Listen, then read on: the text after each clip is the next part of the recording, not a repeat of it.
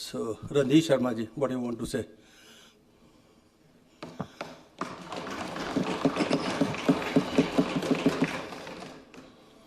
अध्यक्ष महोदय,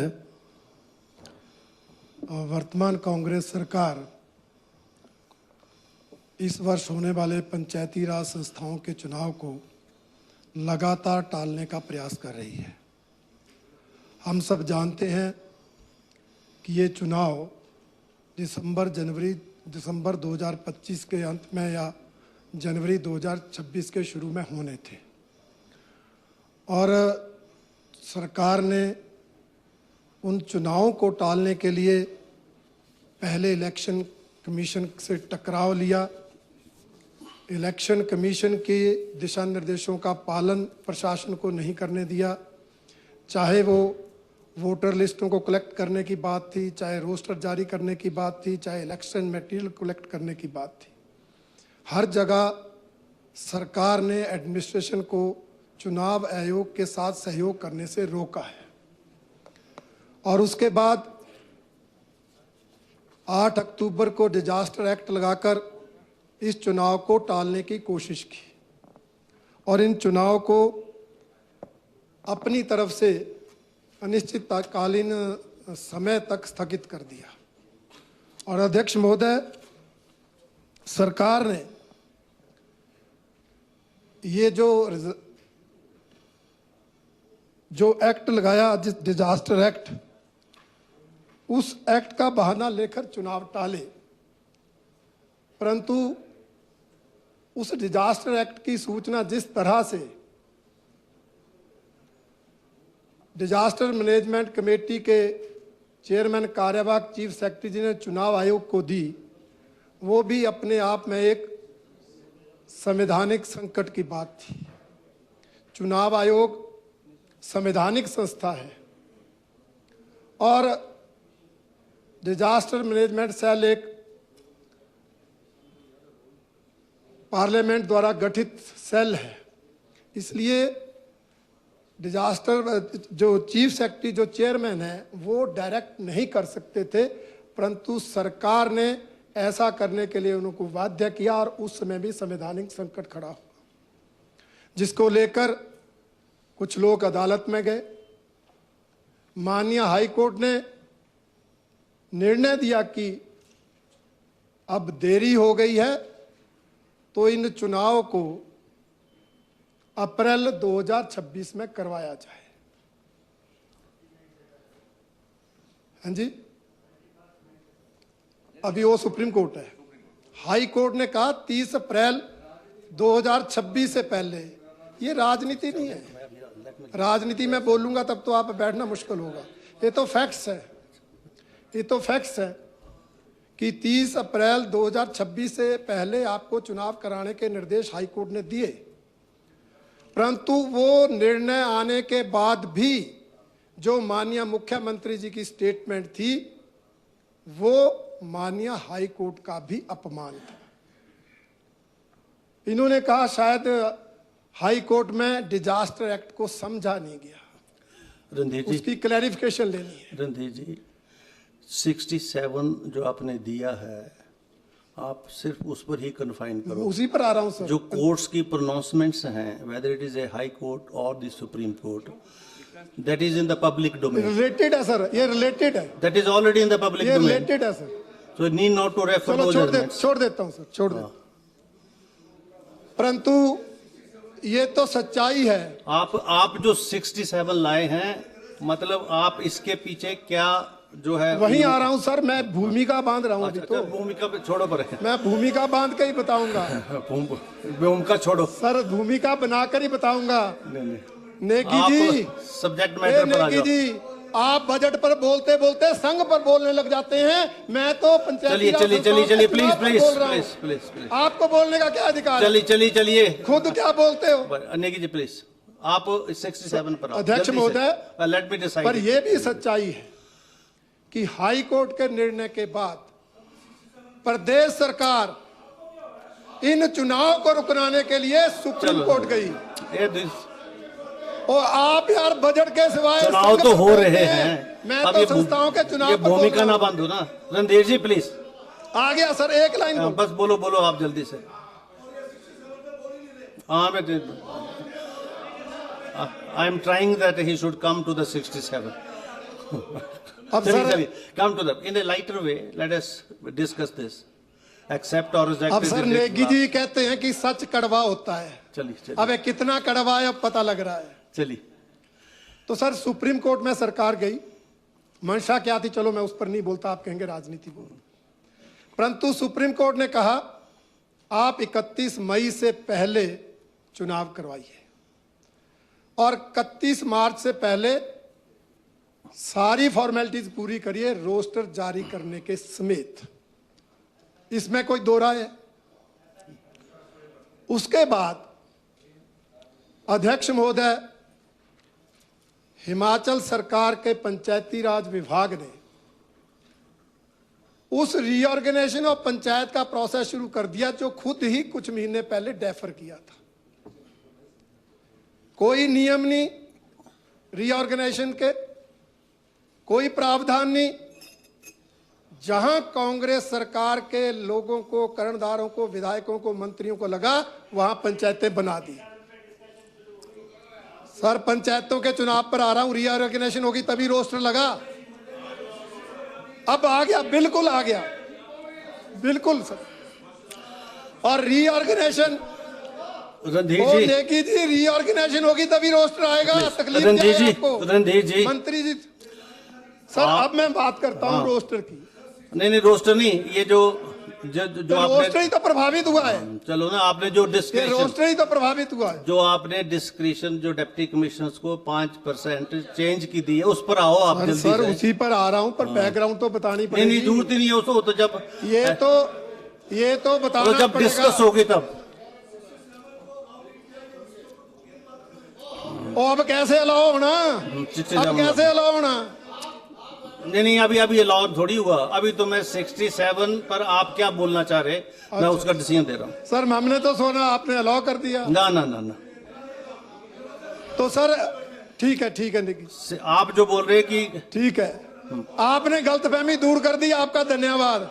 चलिए अब चलिए आप चलिए, बैठे। प्लीज प्लीज प्लीज प्लीज, तो ऑर्डर। अध्यक्ष महोदय, पिछले कल 31 मार्च हाँ ये बोलो बस सीधा जल्दी। पंचायती राज संस्थाओं की रिजर्वेशन का रोस्टर जारी होना था। हिमाचल प्रदेश का बच्चा बच्चा इंतजार कर रहा था कि ये रोस्टर कब जारी होता है, उसकी पंचायत किस कैटेगरी को जाती है। परंतु रोस्टर जारी होने की बजाय कल शाम को एक नई अधिसूचना जारी हो गई, वो भी बैक डेट में। 30 मार्च 2026 के डेट में एक अधिसूचना जारी होती है जिसके अंतर्गत ग्राम पंचायतों में चाहे सदस्यों के आरक्षण की बात हो और इसी तरह से चाहे पंचायत समिति तथा जिला परिषद के निर्वाचन क्षेत्र एवं वार्डों के आरक्षण की बात हो और चाहे ग्राम पंचायतों के प्रधान पदों के आरक्षण की बात हो और उसी तरह से पंचायत समिति अध्यक्षों के पदों के आरक्षण की बात हो। सरकार ने एक निर्णय ले लिया जो इस अधिसूचना में जारी किया है कि दिनांक 30/3/2026 की अधिसूचना के तहत किए गए संशोधित प्रावधान के अनुरूप उपायुक्त को भौगोलिक एवं अन्य विशिष्ट परिस्थितियों को ध्यान में रखते हुए किसी ग्राम पंचायत या जो भी पद होगा के कुल स्थानों के 5% स्थानों की अधिकतम सीमा तक सदस्यों के रोस्टर में परिवर्तन करने का अधिकार होगा। अध्यक्ष महोदय, संविधान के अनुच्छेद 234D में आरक्षण का प्रावधान है, रोस्टर का प्रावधान है। उस रोस्टर के बदलने की किसी को ताकत नहीं है। अगर आप करना चाहते हैं तो अमेंडमेंट लाते विधानसभा, परंतु ऐसा ना करके आपने संविधान के अनुच्छेद डी की अवहेलना की, उल्लंघन किया, नंबर 1। नंबर 2, आपने 243 के में भी लिखा है कि पंचायती राज संस्थाओं के चुनाव में जो भी आपने बदलाव करना है, चाहे रिजर्वेशन चाहे कोई और, उसको भी लेजिस्लेचर से पास कराना जरूरी है। इसलिए संविधान के इन दोनों प्रावधानों को, जो पंचायती राज संस्थाओं के चुनाव और पंचायती राज संस्थाओं के चुनाव के आरक्षण के संबंध में है, इन दोनों की धज्जियां उड़ाने का काम इस सरकार ने पिछले कल किया है, जिसकी हम कड़ी निंदा करते हैं। इसके अलावा अध्यक्ष महोदय, बस हो गया। एक मिनट सर, एक मिनट। जो हमारे पंचायती राज एक्ट है, उसका रूल 183 क्या कहता है?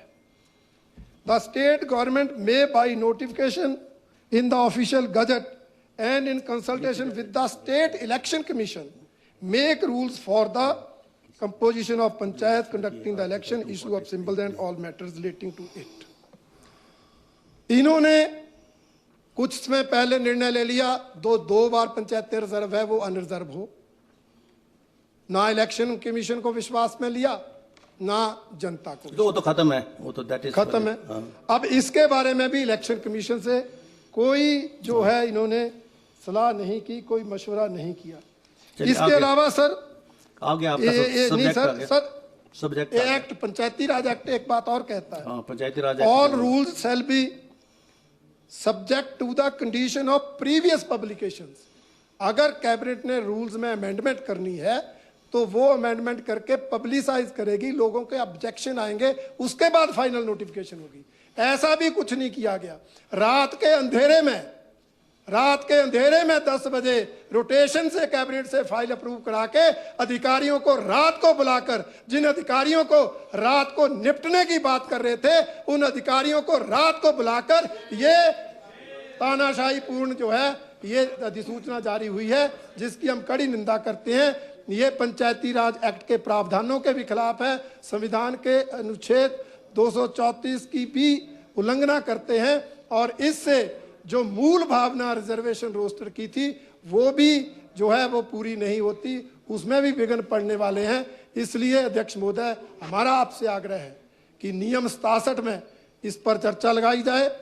हमारे सदस्य भी बोले, हमारे सदस्यों से भी सुझाव लें, और इन्होंने भी कुछ बोलना है बोले, और इस विषय का हल निकले, क्योंकि सरकार की मंशा है कि इस तरह के डिक्टेटोरियल डिसीजन लिए जाएं, लोग कोर्ट में चले जाएं और ये चुनाव रोक दिए जाएं। सरकार चुनाव नहीं कराना चाहती, क्योंकि इनको पता है इनके समर्थित लोग हारने वाले हैं।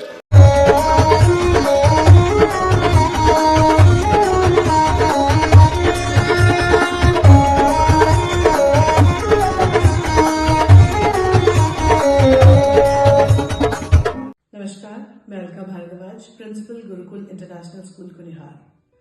गुरुकुल हमेशा से मानता है कि हर बच्चा स्पेशल है और उसमें सीखने की अनलिमिटेड पॉसिबिलिटीज हैं। हमारे पास डेडिकेटेड स्टाफ है जो कि बच्चों को सिर्फ बुकिश नॉलेज ही नहीं देते, बल्कि उनके ओवरऑल डेवलपमेंट पे काम करते हैं और मॉडर्न एजुकेशन टेक्नोलॉजीज के साथ बच्चों को पढ़ाते हुए उन्हें संस्कार भी देते हैं। मैं आपको बताना चाहूंगी कि नेक्स्ट सेशन के लिए एडमिशन शुरू हो चुकी है, जिसमें कि इस बार हम ग्रेड नर्सरी से ग्रेड 1 तक नई एडमिशन पे एडमिशन फीस नहीं ले रहे हैं, और ग्रेड 2 से ग्रेड 10 तक एडमिशन फीस पर 50% की छूट है। ये आपके बच्चे के लिए एक बहुत ही सुनहरा अवसर है। मैं आपसे रिक्वेस्ट करूंगी कि आप आए और एक बार जरूर गुरुकुल इंटरनेशनल स्कूल कुनिहार को विजिट करें। धन्यवाद।